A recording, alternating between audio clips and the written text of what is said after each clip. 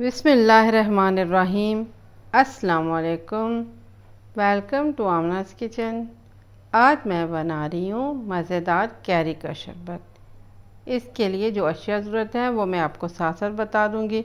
बहुत थोड़ी सी अशिया के साथ बहुत जल्दी ये शरबत बन जाता है, तो मैं आपको ये शरबत बनाने का तरीका सिखाती हूँ। सबसे पहले आपने जितना भी शरबत बनाना है उस हिसाब से कैरी ले लें। मैंने 1 किलो कैरी ली है और इससे तकरीबन 2 जग शरबत तैयार होगा। इसके अलावा हमें कुछ चीनी चाहिए होगी और कुछ और चीज़ें, वो मैं आपको साथ साथ बता दूंगी। आप इन कैरियों को धो के रखें, खुश्क हो जाएं तो फिर इनको छील लेना है। थोड़ा सा मुश्किल होगा इनको छीलना, लेकिन ज़्यादा मुश्किल नहीं होता, आसानी से छिल जाती हैं।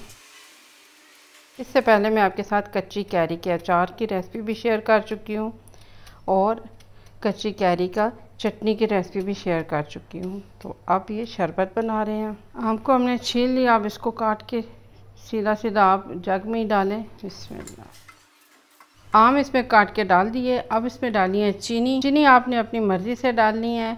कोई 1 गिलास में 1 खाने का चम्मच लेता है, कोई 1 चाय का चम्मच लेता है, या 2 चाय के चम्मच या 2 टेबल स्पून, तो अपनी मर्ज़ी से डालनी है। मैं तकरीबन इसमें डालूंगी 6 चम्मच। वैसे ये कच्ची कैरियाँ थोड़ी खट्टी होती हैं तो इनमें मीठा थोड़ा सा ज़्यादा डालते हैं। बिस्मिल्लाह बिस्मिल्लाह।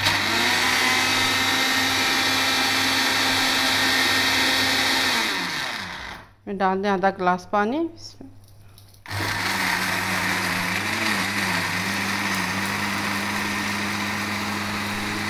अब ये तैयार हो गया। अब इसमें बर्फ़ डालनी है। बिस्मिल्लाह बिस्मिल्लाह। इसके अलावा इसमें स्पेशली डालना है थोड़ा सा रॉ सॉल्ट, जिसको हम काला नमक बोलते हैं। ये देख लें आप, मैं 2 चुटकी के बराबर ही डाल रही हूँ। बिस्मिल्लाह। ये काला ज़ीरा है, इसको मैंने चंद सेकंड के लिए तवे पे भून लिया है। तो ये भुना हुआ काला ज़ीरा है और ये भी 1-2 चुटकी के बराबर ही लेना है। ये मैंने ले लिया है। इसको आपने हाथ से मसलना है ऐसा से। ये भुना हुआ ज़ीरा फ़ौरन ही पिस जाता है ऐसा से। बिस्मिल्लाह।